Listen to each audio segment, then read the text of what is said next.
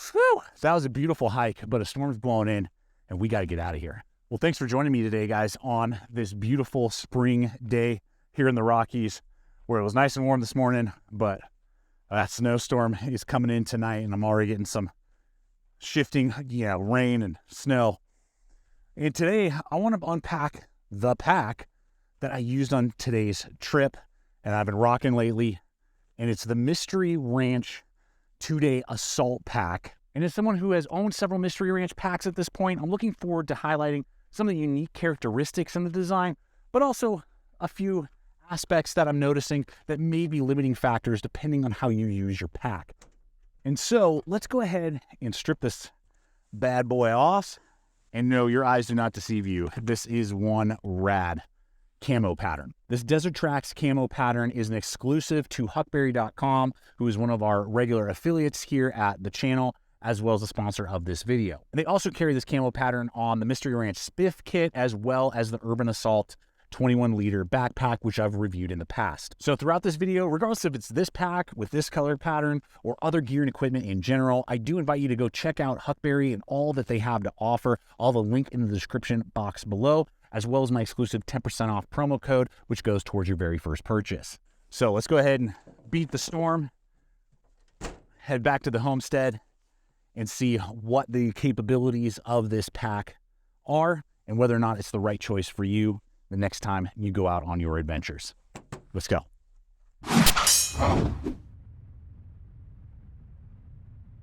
Well, the 2DAP and myself made it back safe and sound. 2-day assault pack, 2DAP.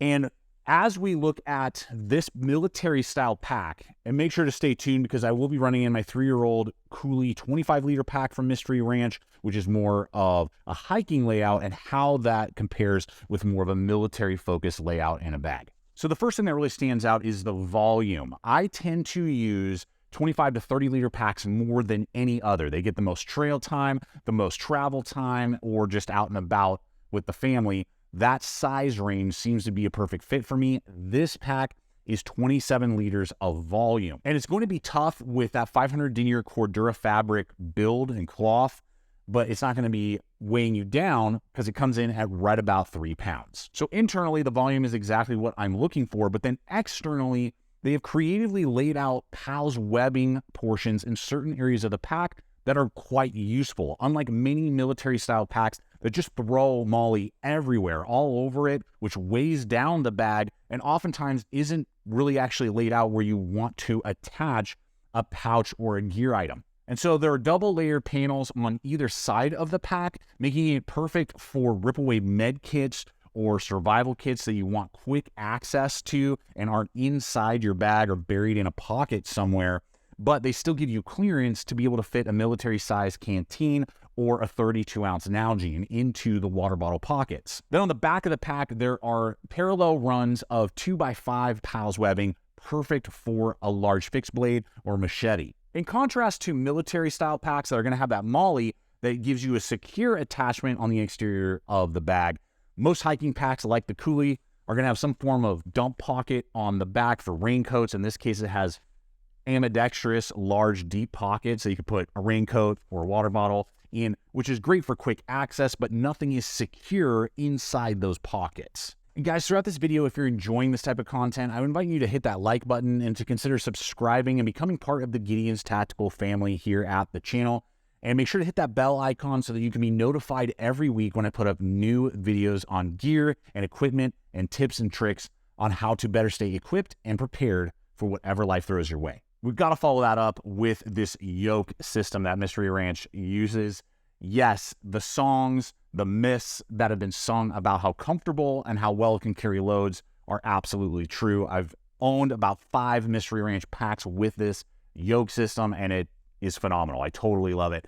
It's very adjustable. You can break the Velcro off the back, slide it up and down. It has a polymer backer in there that helps you to carry loads better than many other packs, particularly in this size range, and then has very dense shoulder straps that are able to carry those heavier loads. When I was using this, I had about 20 pounds of equipment, gear, medical kits, a couple fixed blades I was testing, all that stuff in there, water, and it held and carried that very well. What I've always appreciated with Mystery Ranch that a lot of other day packs don't do is they give you different size ranges, and they're large to extra large, which is what I fit into, being 6'2" and having a long torso, can go from 17 to 24 inches on a day pack, which is just bananas. And then you have small to medium to fit those smaller people. So that is excellent. This fits just so well on my body with the longer shoulder straps. It's got those load lifter straps to help balance out the weight, and then it's got several attachment points for different gear that you may want to lash through, as well as your sternum strap that is attached but is also removable. So if you're using this around town, you want to take it off and then put it back on when you're hiking or trekking, you can do that. And it slides up and down so you can dial in exactly where you want it to be on your sternum. But that doesn't mean the load bearing system is perfect, and this is where I have my one hang up with the design. It has a waist belt that is removable, and it's in the style of a thick nylon belt with a good clasp that you can cinch down and really get that pack securely onto your back if you're moving quite a bit, more so than just a jaunt through the woods or going around town on travel. In my use, I actually removed the belt, didn't see any need for it, and didn't miss it with the 20-pound load that I was carrying. With that said, as the load increases, I could see the benefit to having a more contoured, reinforced, large load-bearing belt attachment like on the KELTY series, which is going to hug your hips better and distribute some of that load off of your shoulders and onto your hips.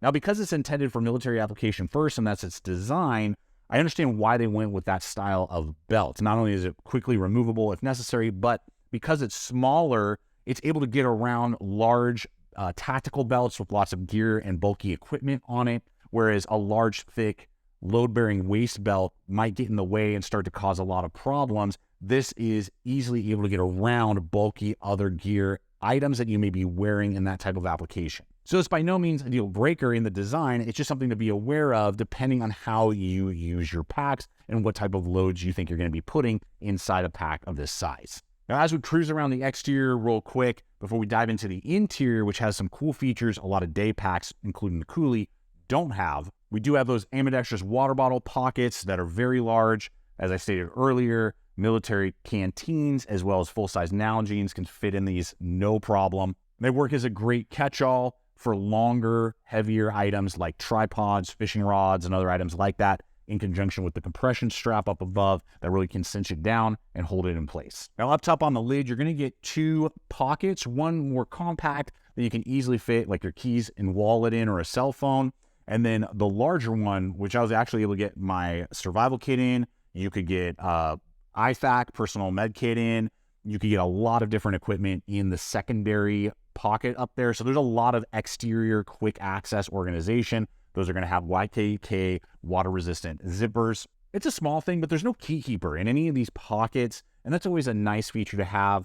Take your keys out of your pocket when you're trekking so you don't actually lose them on the trail. Attach it inside the bag somewhere would be a nice addition in some updated version of these bags. Now, this has Mystery Ranch's iconic Y-zipper design, which means that you can grab the top and pull it open so you can have top loading access. So just if you need to grab something on top really quick and you don't want to completely unpack the bag, it makes it kind of easy to get to. Now, the zippers, because they're water resistant, YKK zippers, they're tough, they're strong, and they're water resistant, but they don't run super smooth because of that. So you really gotta like tug and fight that lid to get it open and then zip it back down. And then when it comes time to unload or load up the pack, it has that signature down the middle zip. Now, this is where it really starts to get fun because inside the bag, we have medium organization.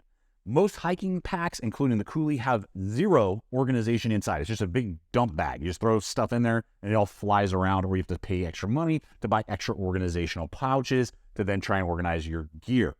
Or you get tactical packs that are just so over the top organized that you lose stuff. You're like, it's got 50 pockets in here. I don't remember where I put what. You've discovered gear years later that have been hiding in a particular pack that you were looking for, and you bought it again. It's happened to me more times than I can count.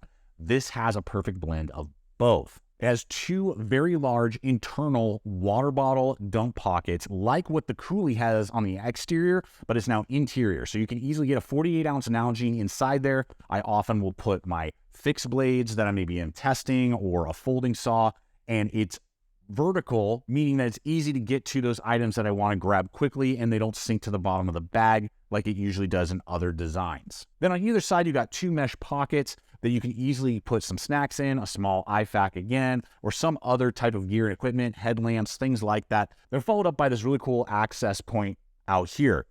I can pull down the zipper for the full length of the body of the bag, and now I get access to my water bladder compartment and computer tablet compartment without having to dig in through the bag. So it's just this really cool extra side compartment access that makes it very easy to get your 15-inch laptops or tablets that you may want to put inside this into and out of the bag, as well as a 3-liter hydration system can easily fit inside that compartment, which is great that it is trail ready with the hydration system, but also with that floating computer compartment gives it a little bit more safety and security and can handle a lot of your different size computers and tablets. And like most Mystery Ranch items, you're getting the Cadillac of materials and features, and so the price is gonna somewhat reflect that. The 2-day assault pack is usually going to float between like $230 and $250, depends on availability and color patterns that you decide to go with, which is similar to a lot of other tactical packs. I think of the KELTY Raven series, which is right around that same price point, and it's going to be a little bit more expensive than the Cooley series with the Cooley 30-liter coming in right around $200. And so as always, I'll have those links in the description below this video. So guys, that's why few military style packs end up being as good as the 2-day assault pack from Mystery Ranch, and specifically with this super cool camo pattern exclusive to HUCKBERRY. And I look forward to hearing your guys' thoughts. What's been your experience if you own one of these? Do you like it? Do you not? How has it performed for you? I always appreciate your guys' comments and feedback. If there are any questions that you have, I'll do my best to answer them in the comment section below. And until next time, always remember, stay equipped, stay prepared, and I'll see you out there.